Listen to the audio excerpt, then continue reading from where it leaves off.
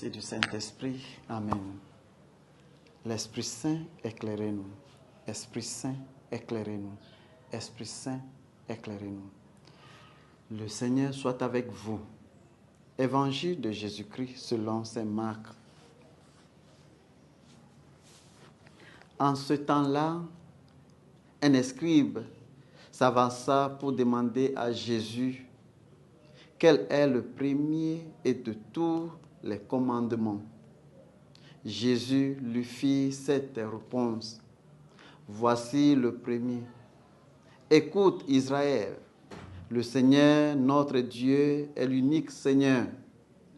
Tu aimeras le Seigneur ton Dieu de tout ton cœur, de toute ton âme et de tout ton esprit et de toute ta force. Et voici le second.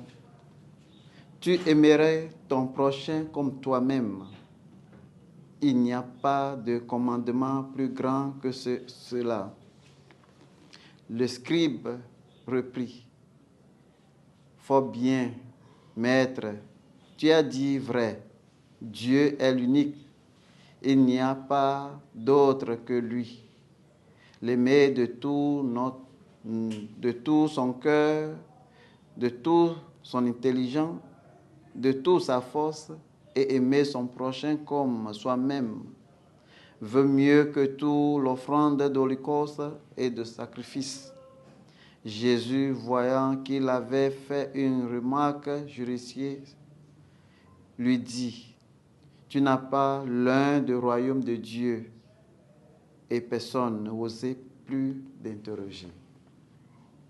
Acclamons la parole de Dieu.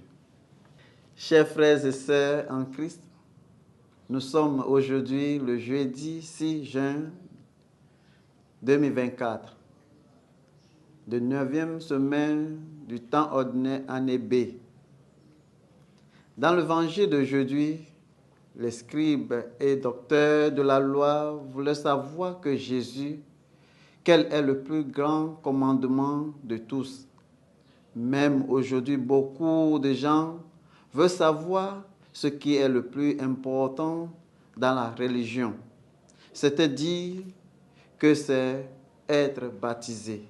D'autres disent que c'est pour aller à l'église et participer à la messe dominicale. D'autres encore disent d'aimer notre prochain et de lutter pour un monde plus juste. D'autres ne s'intéressent qu'à l'apparence et aux tâches dans l'Église. Nous devons aimer notre prochain comme faisait partie de nous-mêmes.